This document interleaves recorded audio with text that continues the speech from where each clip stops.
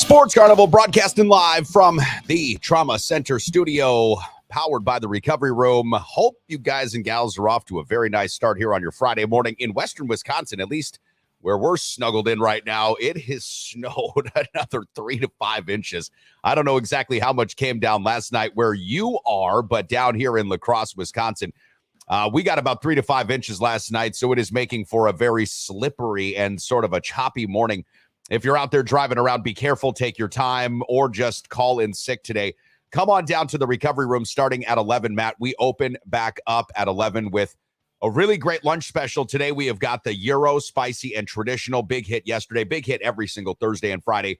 But we've also got that incredible fish special because, of course, a lot of our friends here in the area celebrate Lent, or at least pretend to celebrate Lent. So we've got a great fish special. Come on down and see us. It's going to be a fun day for playing hooky. It helps being next to a Catholic college, too. So that, kind of helps out with the whole fish Lent thing and everything. I'm going to say welcome, everybody. Thanks for joining us this Friday. Please don't throw out your back or have a heart attack digging yourself out this morning as well. That's a good point. Thomas from UWL is checking in and saying, good morning, Dave, to the big 2-0 Thomas there. Very slippery conditions out there. Please take it slow. Allow extra time to your destination. Also, watching you on my Roku TV today. Nice. We like that. Cool. We like that. Thomas, guess what I got earlier this morning? You're seeing it right now, this little snazzy Jameson scarf that Jameson, our friends over at Jameson Irish Whiskey and the La Crosse Beverage Group gave us these things, I think, yesterday, day before, right? Yep. Getting ready, all set up for this next Friday. Can't believe it's already next Friday. Next Friday. Yep. So we've got St. Patrick's Day, which is going to be great because now I just can't stop playing with this damn thing. We've got St. Patrick's Day coming up next week, and we've also got another round of exciting bingo on Monday. I'm going to try to steal a couple of these and throw it into the coffer, if you will, there for bingo on Monday. We had an incredible end-of-month bingo in February. Last week, we lacked some participation. This week, we need you. I'm like Uncle Sam recruiting you. That's why I'm wearing these little Uncle Sam gloves today, because I want you to be at bingo. I also want you to be at the Recov for St. Patty's Day. I think it's going to be a blast. I'm bartending that Friday. I'm stoked, man. I can't wait. You're like, dude, you're going to get your ass kicked. Good. Yep. Bring it. Bring it. I still, I do enjoy St. Patty's Day for some, but every time I bring up St. Patty's Day, it just brings me the chills because it was St. Patty's Day, 3 years ago when we had to shut down to COVID, so it was hard to kick out a bunch of kids at that. So I still have a foul taste in my mouth when it comes to St. Patty's Day for that alone.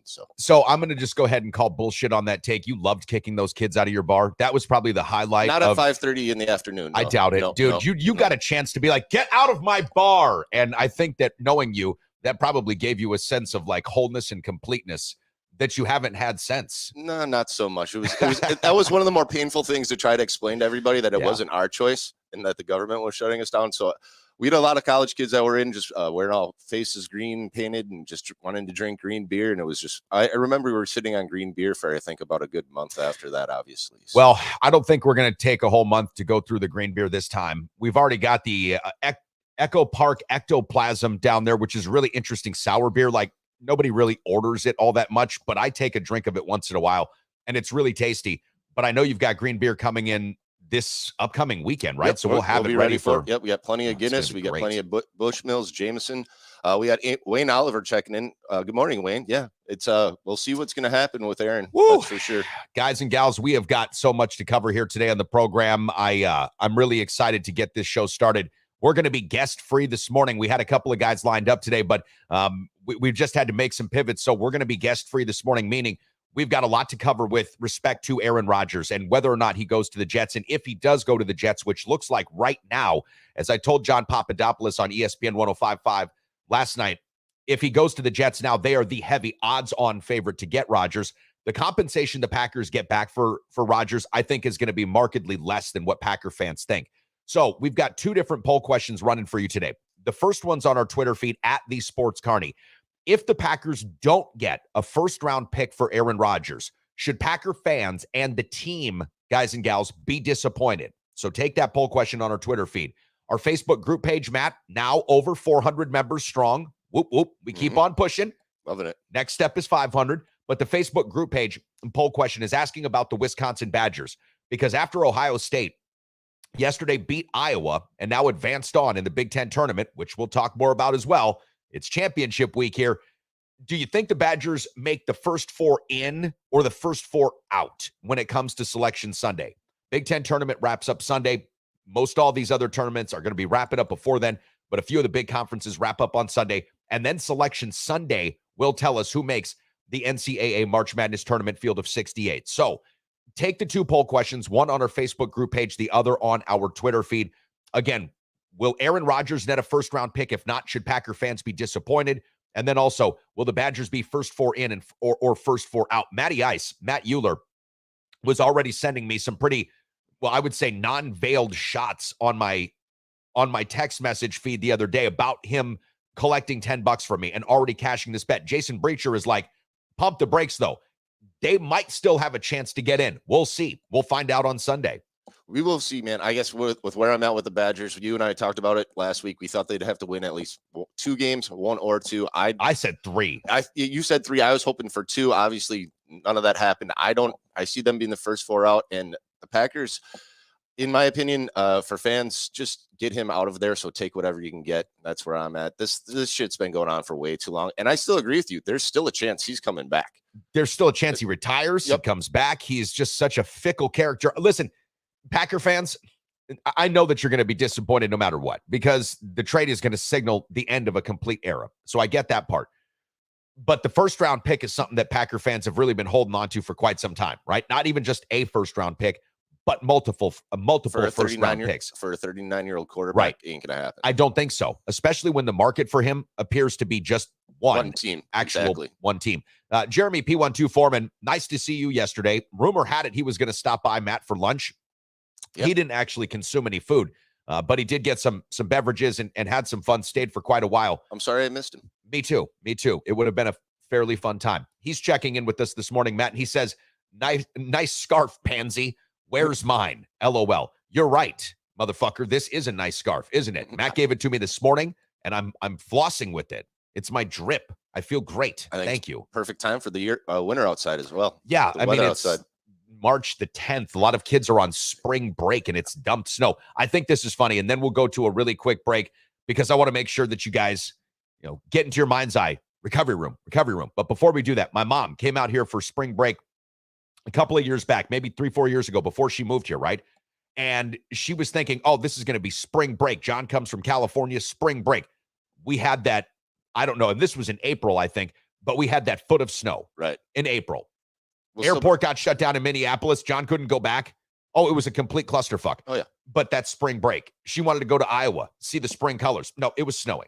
We had snow on the ground. It ain't going to happen. Remember what we were talking about earlier this week? I put it in my mouth when I said shorts and short skirts. Yeah. How the weather changes in Wisconsin in just a couple of days. And we'll probably still get snow in April, and that still sucks too. You know what you also told me yesterday at the recovery room? I think people like this, that I have the best mouth skills. What can I say? The Recovery Room on 7th and Mississippi Street is not only my favorite bar in all of downtown La Crosse, Wisconsin, it's my favorite restaurant in all of downtown La Crosse, Wisconsin. Breakfast served 8 to noon, Saturday and Sundays, daily specials, incredible cocktails, and the best damn wait staff in the entire city. My buddy Matt knows how to treat you right, and that's why when you go to the Recovery Room on 7th and Mississippi, you're always going to have a great time and a great meal with a great cocktail. So if you haven't been in a while, or perhaps you're just a regular and you want to stop in again, make it a thing. I'm there every single week. How about you? Hi, I'm Irene, and I care about you. That's why I started Care Packages by Irene, or CPBI. At CPBI, we have a wide range of care packages, from I care about you but don't get too clingy, to I'm completely obsessed with you and you should probably get a restraining order, and everything in between. Because it's CPBI, if you care, we care. Visit us online at carepackagesbyirene.omg.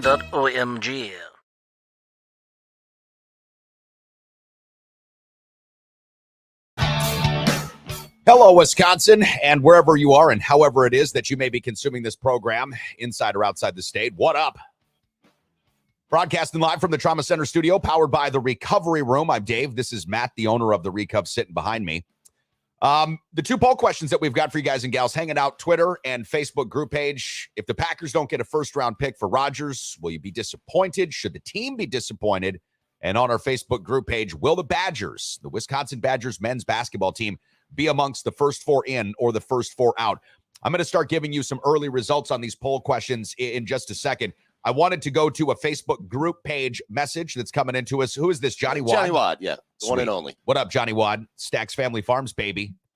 Proud. Says, I was hanging out with Dallas Werner, proud owner of First American Roofing and Siding, and James Haggerty, the operations manager of First American Roofing and Siding. Last night, we were talking about how much we enjoy the program. Hope they are listening this morning. Thank you very much, Dallas and Jimmy, and of course, Johnny Wad. Appreciate the sentiment. I did get Dallas, or actually from Jimmy, when he was hanging out with Dallas guys, a text message and a phone call last night. Missed them both. It was a little past Uncle Dave's bedtime, so I was already crashed out getting ready for today because I'm back behind the bar at 11.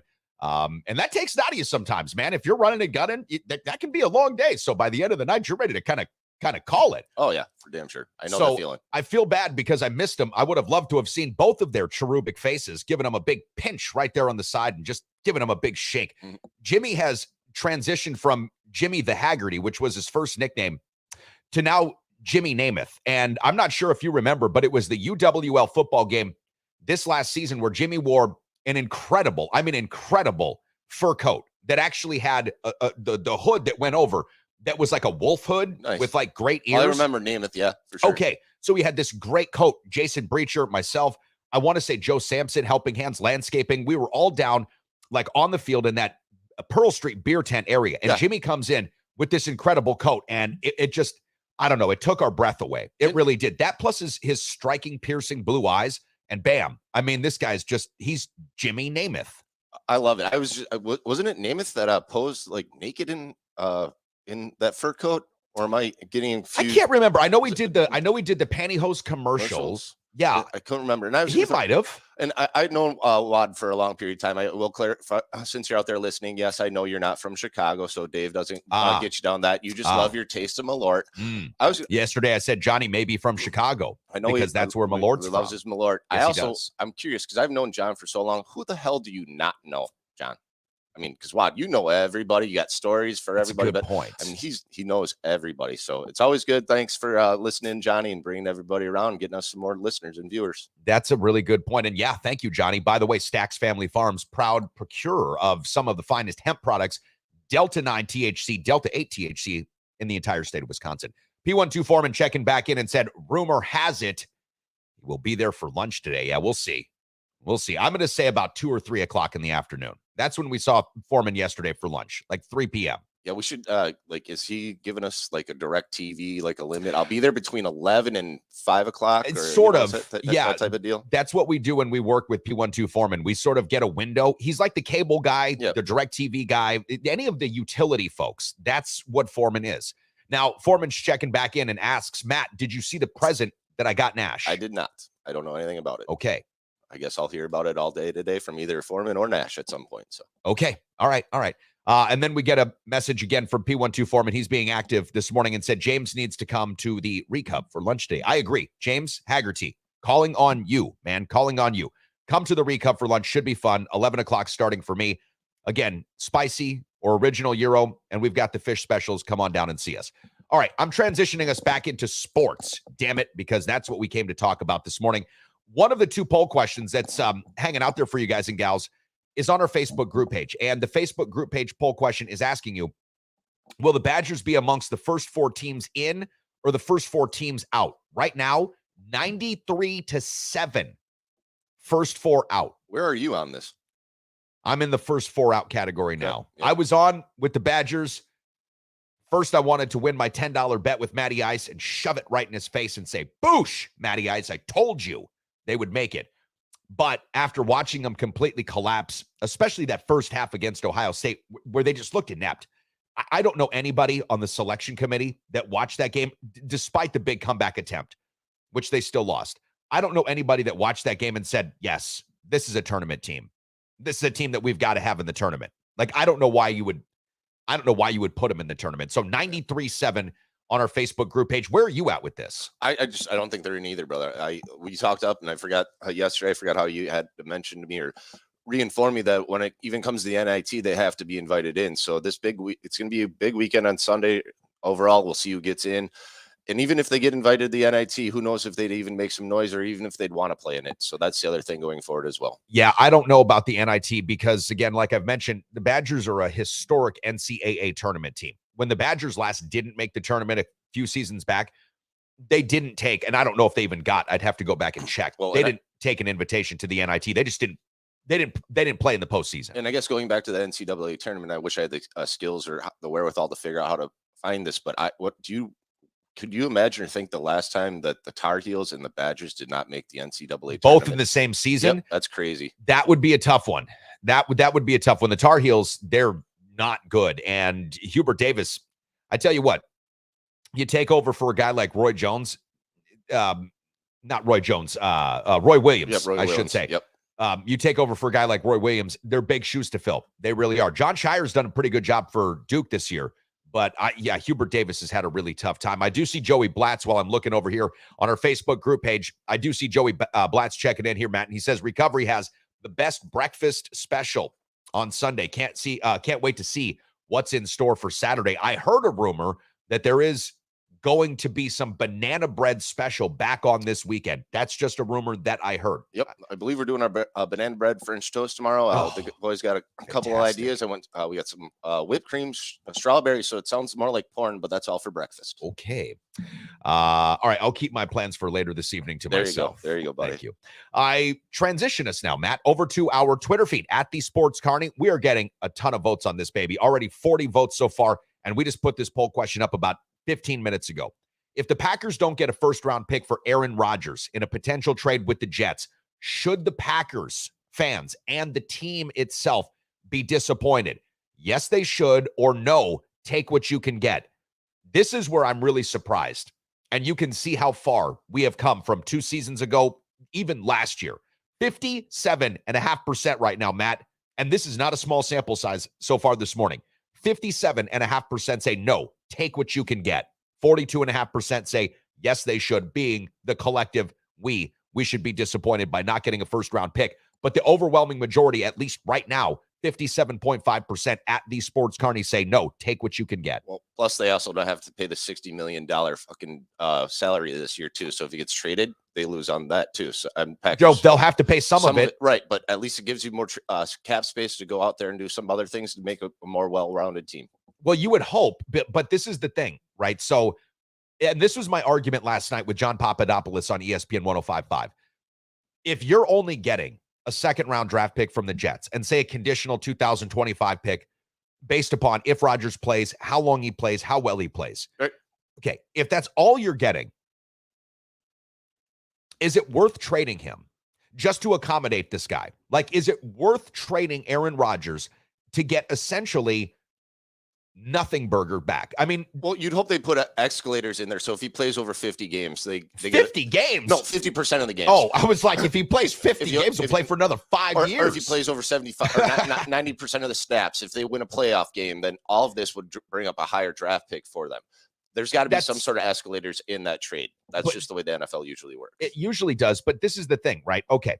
And a couple of seasons ago, I made a statement that was not well received by Packer fans. I said you could franchise tag this guy into retirement, essentially, because this was before not just this most recent contract, but the one before that. Yep. Okay, so 2 contracts ago, I said you can franchise tag this guy into retirement because even the compensatory draft picks that you get back for a guy that's on a non-exclusive franchise tag for Lamar Jackson are 2 first-round draft picks.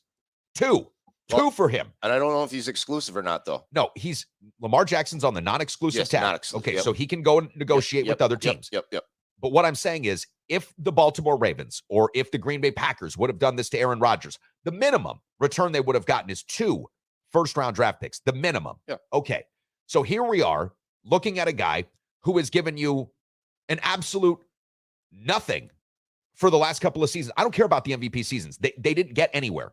They didn't get anywhere. They went to an NFC championship game at home and lost to Tom Brady, who threw 4 interceptions in 5 passes, and you couldn't score. You couldn't beat the San Francisco 49ers at home. And then this last year, you don't even make the postseason. Okay. So whatever the return on the investment is, it's diminished. And the MVP seasons should not concern us. That should not be something that doesn't go up on the Packers Hall of Fame wall. You got to live in the now. well, you have to live with the results at the end of the day. Yeah. Like Joe DeGuano says, if you're not winning a Super Bowl, none of these things ultimately matter, right? They just don't. So my point being, why give this guy what he wants now when you could have actually gotten a haul before? If it doesn't make the team a lot better, if the team doesn't have to take on extreme salary, if the team gets back a good player, if the Jets send, which they won't do, Sauce Gardner, or if the Jets send, which they won't do, Quinnen Williams, then I'm like, okay. Matter of fact, Joe DeGuano, our Green and Gold Insider, called me last night about 9:30, said that he feels the trade's going to happen today, at some point today, before lunchtime even, and was propositioning the Jets send Quinnen Williams for Aaron Rodgers. I'm like, Joe, the Nets will never send Quinnen fucking Williams for Aaron Rodgers. If they did, I would absolutely be astounded. I'd be surprised. I mean, astounded that they would do something like that. So my thought is, look, if the Packers don't get back exactly what they want for Aaron Rodgers, fuck this guy. You're either going to play for us and you're going to play, or you're not, and you're just going to sit at home. That's it. I don't understand why the accommodation. I really don't. If it doesn't make sense for the Packers, I wouldn't do it. And if it's like, well, we still have to pay half of the salary, which doesn't give us much of relief because we still have dead cap and we have to take a second round pick. Nah, that's okay, dude. You can come back or you can go home. That's just where I'm at with it. I guess I don't feel like doing this dude any favors. It just seems like he has all the leverage. It really does. And it's for a player out there, it's never supposed to be the player having the leverage. You think it'd be the team or the ownership. You'd hope so. I mean, but Michael Jordan had all the leverage. I mean, I'm sorry, players do have all the leverage. They're the players. Michael also had 6 rings, so it is what it is. Okay, but players have all the leverage. The good players always do. Tom Brady had all the leverage. Peyton Manning had all the leverage. But he's really not that good anymore, as you just got done saying. So I guess my point, it's the contract that has the leverage, I guess, is where the way that it's all around the situation is just a complete clusterfuck. I mean, with the way they're talking, and then is he going to show up for the Packers? If he shows up, what attitude is he going to have to say? Like we keep bringing up, it's just a mess. That's for sure. I'll let you know who that is. I believe it's Jeff Schneider. Yeah. So Facebook group page. Yep, Jeff Schneider. Getting Jeff Schneider in here. Schneider Tax and Accounting. My accountant should be your accountant. Saying if they don't get a haul for Rodgers, Goody should be fired immediately without a severance package. You know, that's something to contemplate here, right? And this is why I wanted to put this question out there. Again, it's on our Twitter feed at the Sports Carney, because I don't think the Packers are going to get what they could have gotten. Absolutely, what they could have gotten last year, year before that. They could have gotten more picks for 49ers a couple of years ago. ago. My God. They could have gotten more for Aaron Rodgers than the Herschel Walker trade would have looked almost minuscule. Think about what the Denver Broncos just gave up for Russell Wilson.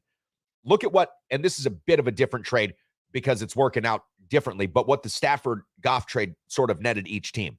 Okay, the recent trade packages for big QBs has been such that you would expect to get something like fairly comparable in return for Rodgers. But because of how this is played out, the size of his contract, like you've mentioned, the basic untradeability of that contract, the fact that Rodgers won't actually commit to playing next season, that also makes this difficult because Rodgers can scuttle any trade. He basically has a built-in no-trade clause.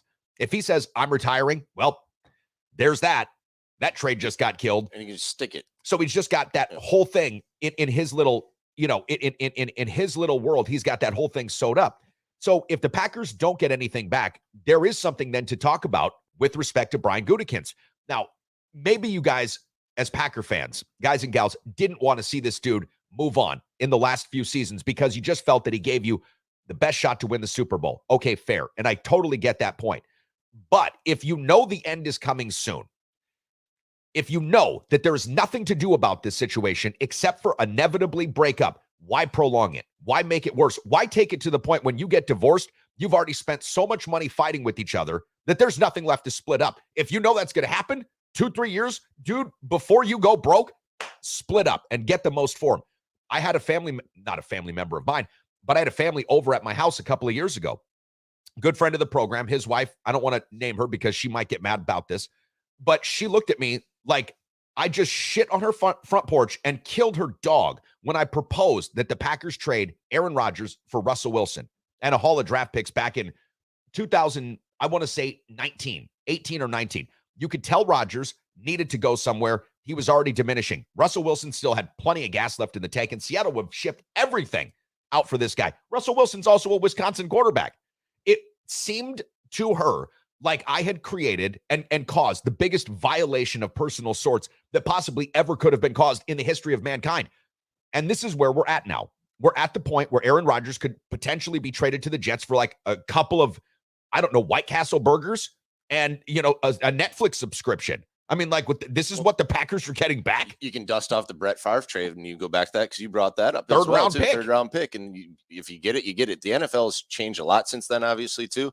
The quarterbacks coming out of the college are so much better than they were back in the day. Russell Wilson probably would have taken it too because he was sick and tired of Pete Carroll at that time. The Packers have just put themselves in this situation. So is Aaron Rodgers. Do you think Aaron Rodgers just enjoys this so much that he's that big of a narcissist that he just loves that everybody's waiting on him on his whim? Yes. Yeah. Yes, I do. I absolutely do. I also want to point out how atrocious this old man looks in the jersey that he could be wearing coming up here. See, I know he wears green and gold now, but it's a different kind of green. This New York green, this is not good. He looks like a fake superhero. The Jets, and this is the other thing with me, the Jets may have a lot of good pieces. They have a coaching staff that is inexperienced or underwhelmed. Robert Saleh looks like he's doing a good job, really does.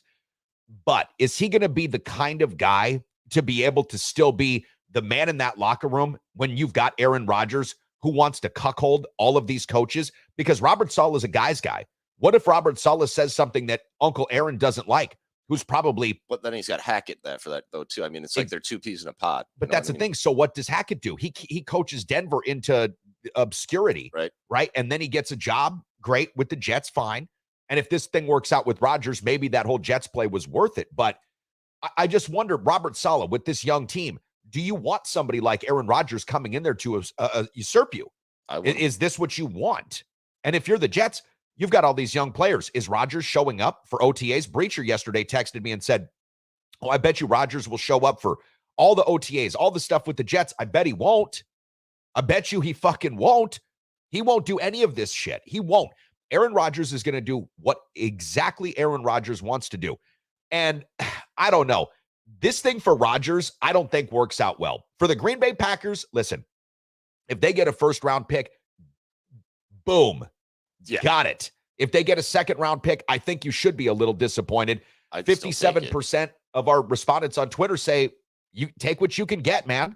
Take what you can get. Sorry, I was looking up the schedule because they haven't announced what times they play at, but I was they have announced who they played. But yeah, that would be great if the Jets and the Packers did play next year, but it doesn't look so much. So no, they're not on the schedule together. Be a week or another year or two out, it looks like. I don't even think so. I think it would be, four years or something, because they like a 4-year rotation. Yeah, they played this last season. Remember, the Jets beat the Packers at Lambeau. Oh, that's right. 27-10. That's right. 27-10. Yeah.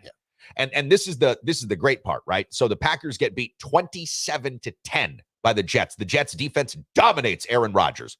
Okay. And people are going to say, see, that's why Aaron Rodgers would want to go to the Jets. Okay, let's flip this thing on its head. What did you see in that 27-10 drubbing out of this old man quarterback that made you think, that's my guy? That's my guy. Look at that. He couldn't even get off the line of scrimmage. Look at that. He got sacked 16 times. What about that game tells you that Aaron Rodgers at this age, in this stage of his career, is ready to go to your team, and you're going to give stuff up to get him?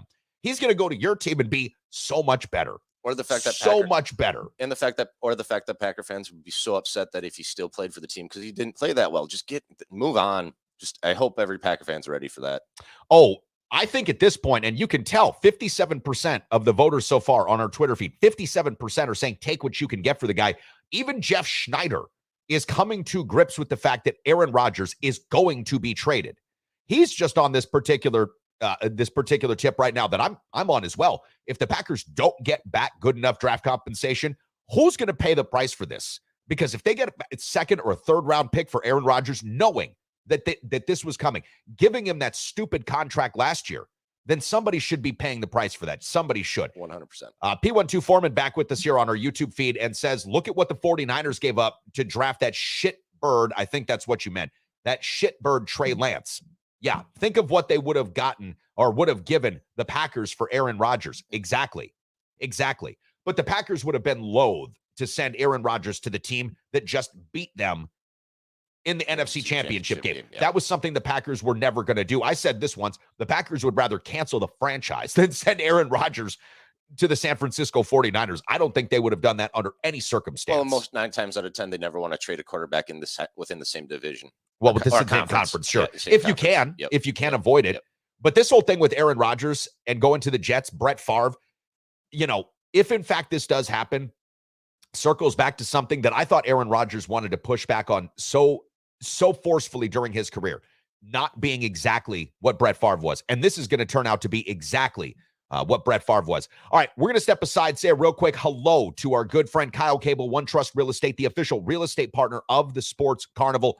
When we come back, let's change gears just a bit, Matt. Let's talk some Big Ten Conference Tournament basketball. Yesterday, Ohio State got past Iowa. The Badgers, are they a first 4 in or a first 4 out team? It seems overwhelming right now. On our Facebook group page, over 90% of respondents on the early look had said the Badgers would be amongst the first 4 out. Stick around. Now more than ever, if you're looking to buy or sell your first home or perhaps an investment property, you need a full-time dedicated real estate agent who is up to date on all the latest trends and analysis and is ready to give you the kind of service that you deserve. That's why the official real estate agent and the official real estate partner of the Sports Carnival is Kyle Cable of One Trust Real Estate. Whether you're looking to buy or sell your first home, or perhaps you are a seasoned investor, call the official real estate agent partner of the Sports. Hello, I am Don Francisco, and I roast and blend coffees for your pleasure and mine. My newest blend is Vanilla Nuts. The coffee so rich and so sweet, it tastes like the French Alps has dangled its in your cup of java. If you love coffee like I do, then you'll love Don Francisco's with a 135-year tradition. Because at Don Francisco's, if you're up all night, so are we.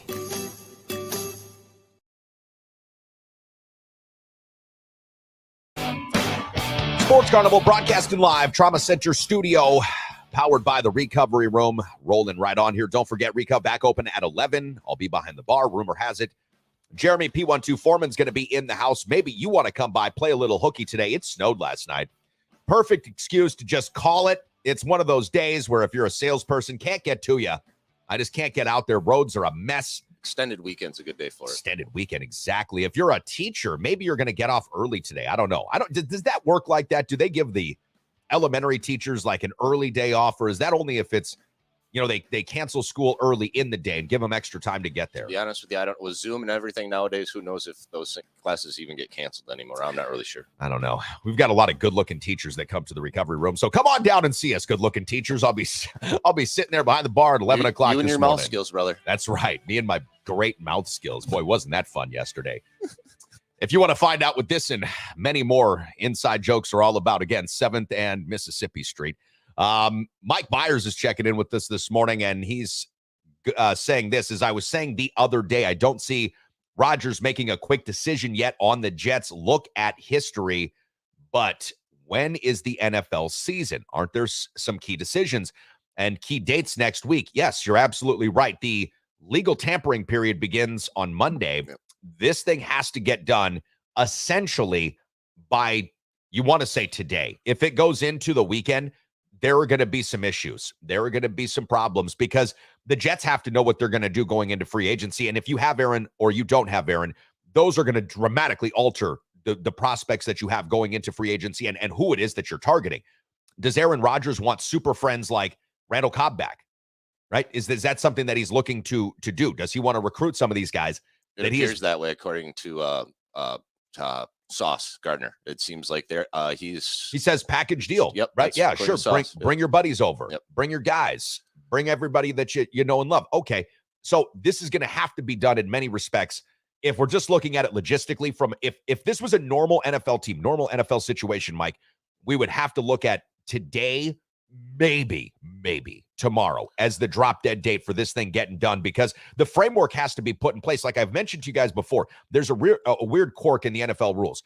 The team that acquires Aaron Rodgers, even if they go through a full contract restructure, which they probably will, even if the team that acquires Aaron Rodgers goes through all of that to restructure the contract, they have got to have $58.2 million of open cap space for at least one day.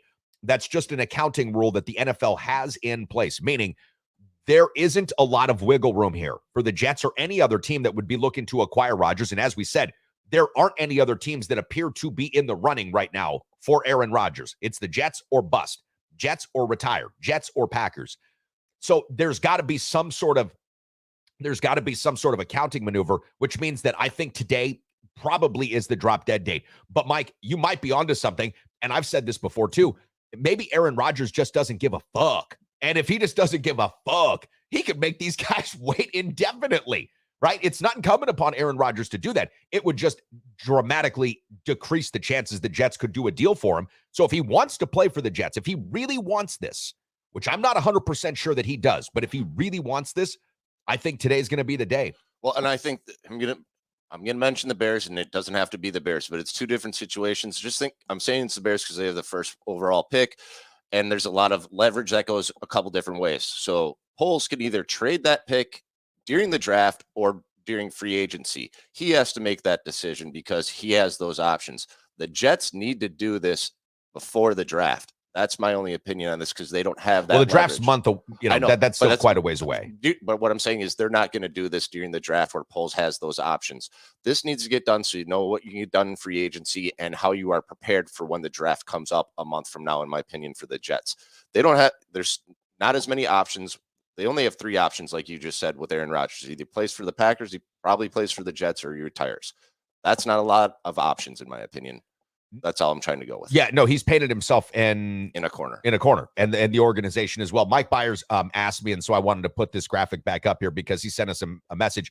When did the Jets visit Rodgers? A week ago? No, it was just 2 days back. 2 days ago. So we had this graphic, and I just kept it around. The Jets contingent arrived at 12:49 p.m. Pacific time in the airport in Camarillo, California, little town just outside of Malibu. It's just up the hill. Beautiful. I lived there for years. This was just 2 days back, Mike. So that's when the Jets went to California to meet with Rodgers. And again, including the owner and the owner's private jet. Yep. They went all out. Yeah, of course. Yeah. I mean, Woody Johnson of Johnson & Johnson fame is the guy that owns the Jets. As a matter of fact, we had some fun with this because Woody Johnson, Mike Schmidt says, is, again, the owner of Johnson & Johnson, going to be giving Aaron Rodgers dirty vaccine money if he goes to New York, right? So that dirty vaccine money, is that really what Aaron Rodgers wants? Well, I love it. It's kind of funny. I thought it was too. I put this together and I said, Dave, this looks good. Let's get some evil eyes on Woody Johnson, but I didn't want to go too ominous. So we had that. And of course, Aaron Rodgers just looking completely out of place in a New York Jets uniform. So to answer your question, Mike, no, it was just a couple days ago. Woody Johnson's private Johnson & Johnson dirty vaccine money jet came out there with Joe Douglas. I believe that is their general manager, Robert Saleh, Nathaniel Hackett, or as they call him in Denver, Nathaniel Can't Hack It. I like that too. Yeah, he was horrible. Yeah. The guy was just an atrocious coach. But anyways, if this does get done with Rodgers, I do believe that if we're looking at this as a normal NFL situation, which it isn't, but let's just pretend for what it's worth right now that Rodgers really wants to play this upcoming season and wants to start getting these wheels in motion, then we'll find out today. We'll find out today at the very latest tomorrow, because again, once we start going into Sunday night and into Monday, then all bets are off. And then it's legal tampering time. And then then if you're the New York Jets, if Aaron Rodgers doesn't come to your team, why aren't you then transitioning over to Lamar Jackson? Like right now, because you're looking at a guy 26 years old who is a league MVP. I realize that he's had some games missed, but he's only missed like 11 games in the last 2 seasons. This guy wins 68, 70% of all of his starts in the NFL, has a road playoff win under his belt already. I realize the Ravens have underperformed in some key categories, but who's he been throwing to, right? Jalen Hurts didn't look as great until they got A.J. Brown for him. So what I'm saying is that who is this guy throwing to? You know, if I'm the Jets and if Aaron Rodgers doesn't come to play, I'm transitioning to Lamar Jackson, because if you're telling me that I'm going to have to trade shit anyways to get Rodgers, and if I could give Lamar Jackson a good contract, I give up 2 first-round picks, fine. I'd give up 2 first-round picks for Lamar Jackson all day, every day, and twice on Friday. I just feel sorry for Lamar Jackson having to play in Nathaniel Hackett's fucking offense. Well, I think at that point, Nathaniel Hackett's offense becomes a lot different, though, right? I mean, that dramatically changes, which is probably why Lamar Jackson doesn't get the kind of overwhelming interest that other quarterbacks would, because you have to build a system around him. I guess I'm just saying this. Look, if the Jets get left out and hung out to dry, they've already missed on Derek Carr, who reportedly they did like, and Derek Carr did like the Jets. That would have been a fine marriage, I think. Derek Carr would have taken that team to the postseason. Oh, sorry, that was my computer. Derek Carr would have taken that team to the postseason, no doubt, if everything held, he stayed healthy, and their defense played like it did top 4 last year. But they obviously are courting Aaron Rodgers. If he doesn't give them an answer. I think the Jets have no choice but then to move on. And I would start to take a look at Lamar Jackson. I would. You know, you've got the 13th pick, so you're not drafting high enough to get a good quarterback in this year's draft.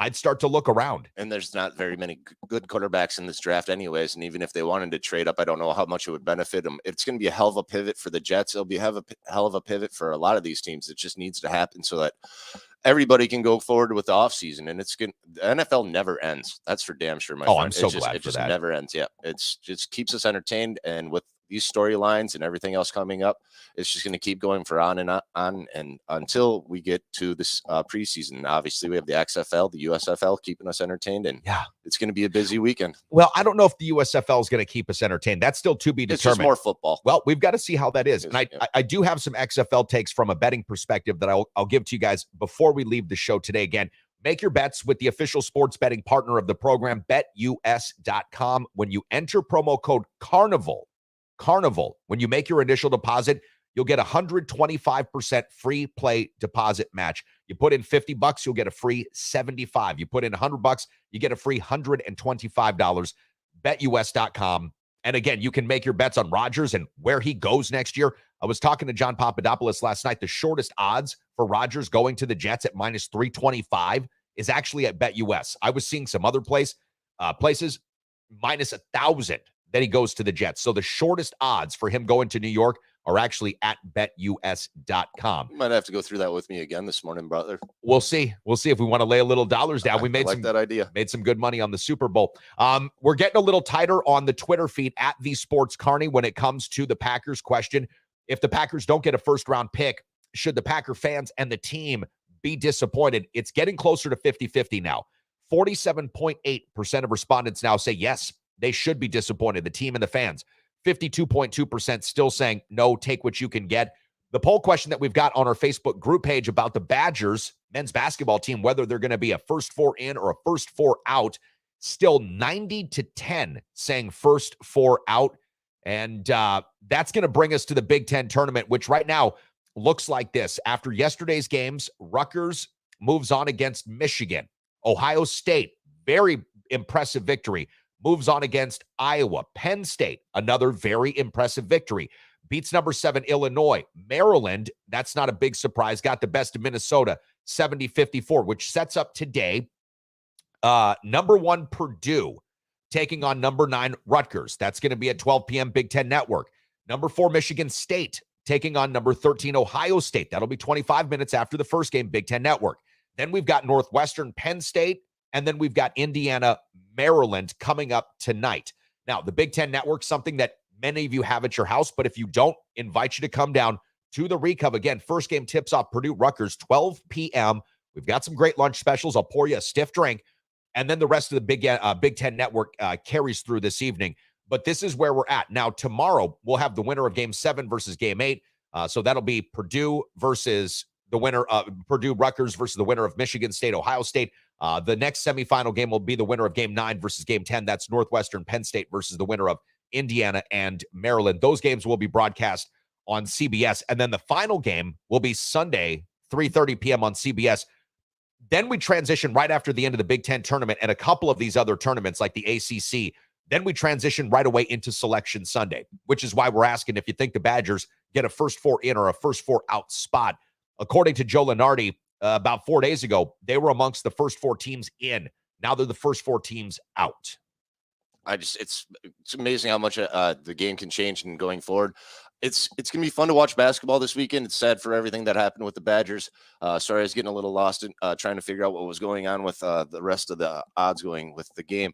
I'm excited to see what happens. Purdue is should be able to pull this through. Obviously, there could be an upset if they get through this. They're obviously going to be a number 1 seed.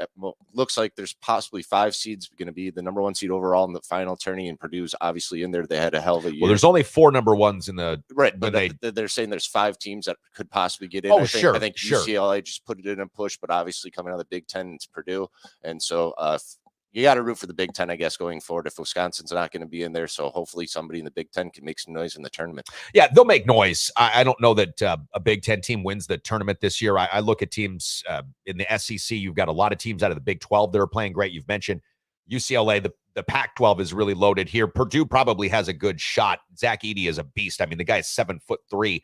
It's really hard to guard that tall of a player in college basketball. There's not many teams that have the kind of interior presence, but there are some. I think Ohio State, really and truly, if they get past Michigan State today, which will be a tough test, if they get past Michigan State and Purdue beats Rutgers, which they should, but Rutgers has played giant killer a lot over the last few years, I think Ohio State's length inside could give Purdue some issues. I really do. I saw some really, really good athleticism on the part of Ohio State. They had a horrible Big Ten regular season going 5-15, but I saw some things that I liked with them. Do you think the Big Ten is still the most physical?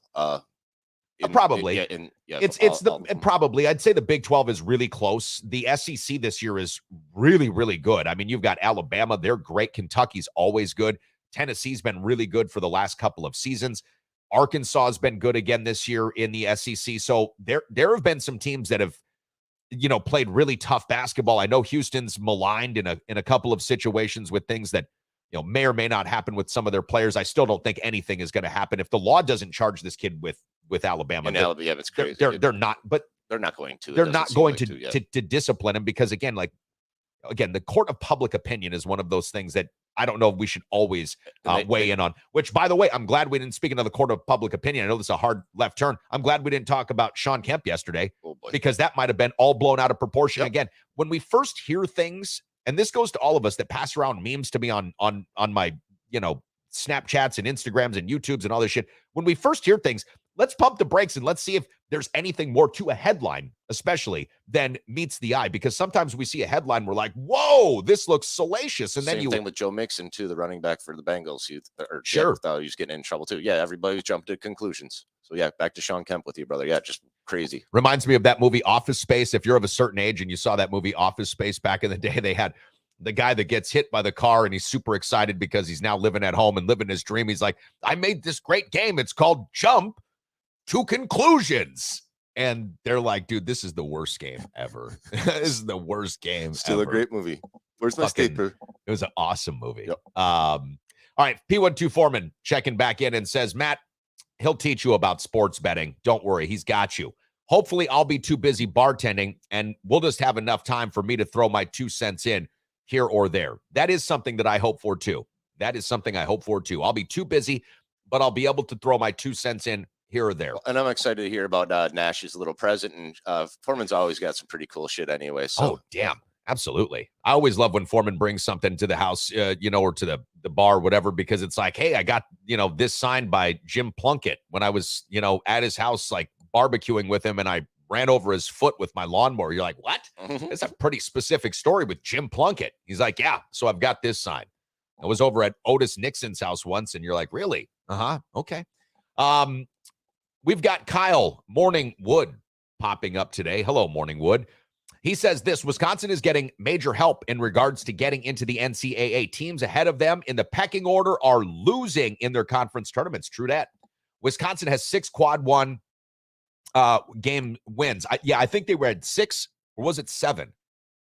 If it was 6 quad 1 wins, which is very good, that is true. Wins over Marquette, carrying major weight, believe it or not. No, I've been saying that for weeks. The quad 1 wins that Wisconsin have are very, very good, especially the one against Marquette, which is aging better and better. Marquette, though, by the way, barely eked it out over St. John's last night in the Big East tournament. I did not see that. Great game, by the way. Largest comeback win, I think, for Marquette all season and maybe in multiple seasons. And Shaka Smart, not to be confused with Shaka Khan, is doing a good job there for Marquette and the Golden Eagles, but that win is carrying more weight. Listen, it's not curtains yet for the Badgers. I just don't know, though, Morningwood, to go back to your point, with all of what you said being true, I just don't know that the eyeball test the Badgers have to pass to get into the NCAA tournament is something that they passed the other night against Ohio State. Like, the second half comeback was great, but they still fell short. And Ohio State played to not lose. They weren't playing to win anymore. They basically sat on the ball. Wisconsin devastated them with that full court press, which is really good to see. But the Badgers scored 18 points in the first half. They looked absolutely inept. And Tyler Wall, the Badgers' best player, was getting run roughshod by Ohio State's big guys. I mean, There's just not enough athleticism. There's not enough playmaking. There's not enough shot creation. There's not enough size. The Wisconsin Badgers this year they've got zero shot if they were to make it into the tournament anyways, to do anything. And I just don't know if they pass the eyeball test. I wanted to be on that Wisconsin's making the tournament train and never get off of it. Never get off of it. But what we've seen from them recently, I don't know, guys. I'm with you on that. I guess I don't know, guys. If you want to bring up that today's schedule again today, is there anything that you're looking at that throws you for a fun game or something that an upset today that you think is going to happen with today's games in the Big Ten? So today's games, Big Ten upsets. Let's take a look. I think Purdue gets past Rutgers, okay? But Rutgers is one of those teams, like I said, that can play giant killer. I think Ohio State's got a good shot at 13 to upset Michigan State. They did so yesterday with Iowa. That was a big win. I was watching part of that game off and on between my bartending, and Ohio State winning by 4. That was impressive. We'll see what they can do against Tom Izzo and company, but that's a potential. I don't know that Penn State has much of a chance to beat Northwestern.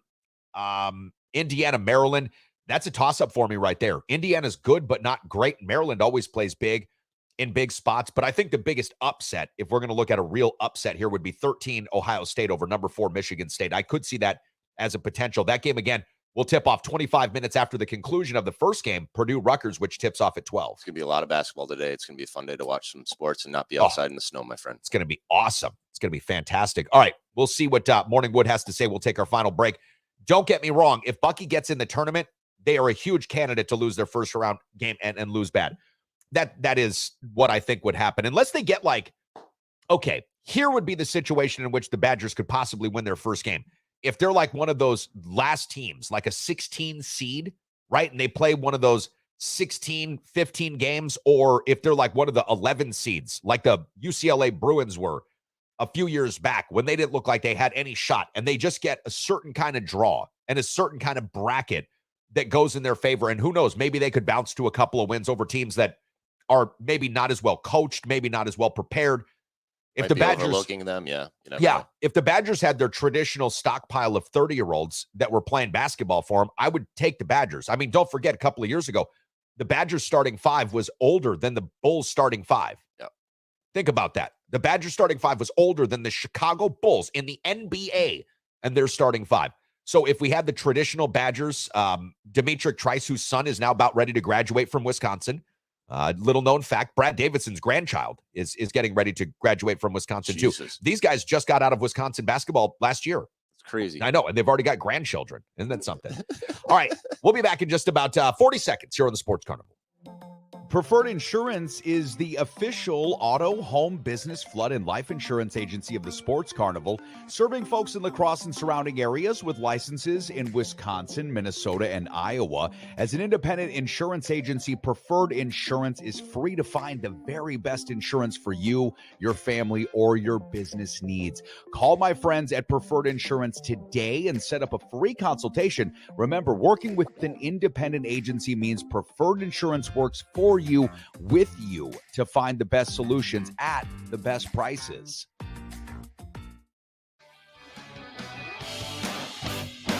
Sports Carnival broadcasting live, Trauma Center Studio. Getting ready to wrap up shop here for a Friday. Get ourselves down to the bar and get you set for a great lunch, spicy or traditional Euro. Your choice aside, 14 buckaroos, and we've got our fish special on Friday. Comes with your choice aside. A dinner roll, fantastic. Cod, if you want Cajun, if you want batter fried, or if you want grilled, come on down and see. It's going to be a really fun day. Thanks for all the messages and interaction this morning, guys and gals. If you've got nothing to do, want to play a little hooky with P12 Foreman, then come and see us 7th and Mississippi Street. Again, big basketball day, Matt. We've got Big Ten tournament action starting at 12 o'clock. Rutgers and Purdue should be a fun one. Ohio State, Michigan State after that. So we've got a lot to watch coming up this weekend. Week 4 of the XFL. I was on ESPN 105.5 last night with John Papadopoulos, gave my play of the week in the XFL. Actually, my play of the week wasn't the XFL. It was last night's Bucks game versus the Nets, which, by the way, the Bucks win. We haven't talked Bucks basketball, but they win last night versus the Nets.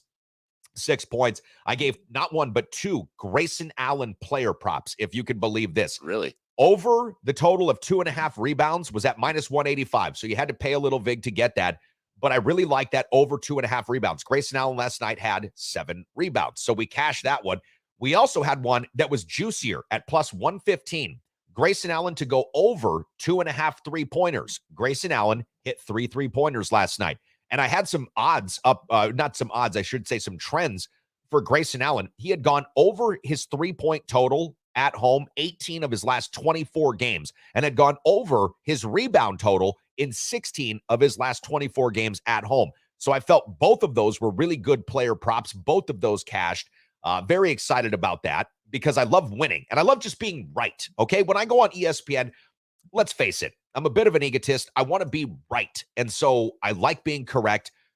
Thank me for it later when you sign up, betus.com, use promo code Carnival and get that 125% free play deposit match because that's what we do, Matt. We make people money. We make them. You've been really good at it. We make them money. I have been. All right. So XFL, I'm going to throw this out here. Houston Roughnecks minus 8.5 at the Orlando Guardians. We saw this matchup week 1. Wade Phillips' defense sacked Orlando combined quarterbacks 7 times, forced 4 turnovers. The victory, 33-12 for Houston. The Roughnecks are the XFL's most reliable team by far. They've won by at least 9 points all 3 weeks. In week 3, Houston outgained San Antonio and former Badger QB Jack Cohn 374 yards to just 162 yards, while holding Cohen to just 64 passing yards on 20 attempts. Wade Phillips' Roughnecks defense leads the XFL right now in sacks and has allowed only 3.4 and 2.3 yards per play in consecutive weeks. The Guardians have signed quarterback Quentin Flowers, and that's Orlando, in a desperate attempt to spark their offense. Flowers is best known for requesting a trade after getting benched by the Tampa Bay Vipers back in 2020. I'm going to keep betting on Houston until it stops paying out again. And take the Roughnecks minus 8.5. That's going to be my XFL out there, brother? Play of the week. Keep betting on the Roughnecks and keep betting against the Orlando Guardians. Yes, absolutely. In this case, season, you get to do that very thing. Yep. You get to bet on Houston minus 8.5. They should stomp these guys. I see a 25-point victory. Orlando's horrible.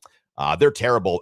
The San Antonio Brahmas are 4.5-point dogs at the Seattle Dragons. Jason, P1 Breacher's favorite team. The Dragons are a problem for bettors right now. Seattle put over 500 yards of offense versus Vegas, but they still failed to cover with a push as a 4-point favorite. So you've got that out there. The Arlington Renegades, Matty, are 3.5-point dogs at the St. Louis Battlehawks, one of my favorite team names. But we're going to fade Bob Stoops here. The Renegades continue to underwhelm. A 10-9 win over Orlando last week. Kyle Slaughter, a guy that many of you might remember from playing in the NFL a little bit, didn't make the offense any better. The 0-3 Guardians outgained Arlington last week, the Renegades, by 93 yards. The fact that Arlington sits at 2-1, despite having the worst net yards per play and differential in the league, will allow us to take advantage of the Renegades still being overrated in this market. So again, we're going to fade the Renegades it's also here. The Blackhawks' first home game, and it's going to be a hell of a turnout. I think so too. St. Louis really, when they lost the Rams, they came out for the original Battlehawks in mass. Mm-hmm. They did. They played at the old stadium where the Rams used to play, and they filled up that entire lower bowl. The final game this weekend, at least the one that I'm looking at here, is the Vegas Vipers +6 at the DC Defenders. The Defenders proved a lot of people wrong last week on both sides of the ball. They turned St. Louis over 4 times. Jordan Tamau, who was the backup quarterback to Patrick Mahomes, I believe, for the Kansas City Chiefs, at least for a season, hit several explosive passes in critical situations, something he hadn't shown us in a long time. DC ran all over Vegas, 18-6 in heavy rain in week 2, but we liked what we saw off of Vegas, at least from a small sample size, from Brett Hundley, former Packers quarterback. I don't know if you guys and gals knew that. Brett Hundley, former Packer quarterback, is Vegas's QB. His first action in dry weather. Hundley actually had okay game, 224 yards last week, 66 yards on the ground. They averaged 5.8 yards per play. We could look at Vegas in this spot against DC and probably take Vegas plus the 6 points. Well, with the Vipers, they're coached by Rod Woodson, which isn't the greatest, but they have probably the most NFL quality talent on that team. DC's defensive coordinator is the Greg the Hitman Williams. So they're running Hitman from back in the Saints days. I know it. So the Defenders have pretty good defense, and the Vipers have quality players. They just can't win a game to save their lives. Yeah, it's one of those spots where I'm looking at Vegas and I'm thinking, yeah, you can probably take Vegas and bet them +6. We'll let Jeremy P12 Foreman have our final word. He says, the fish at the recovery room, which again, we'll start serving at 11, is a voodoo trick with how crispy the outside batter is and how amazingly juicy the inside fish is. Well, couldn't have said it better myself, P12 Foreman, and thanks to everybody for checking in with us this morning. Matty, I'll see you back downstairs in about 2 hours, brother. Sounds good. Everybody enjoy your weekend. See ya.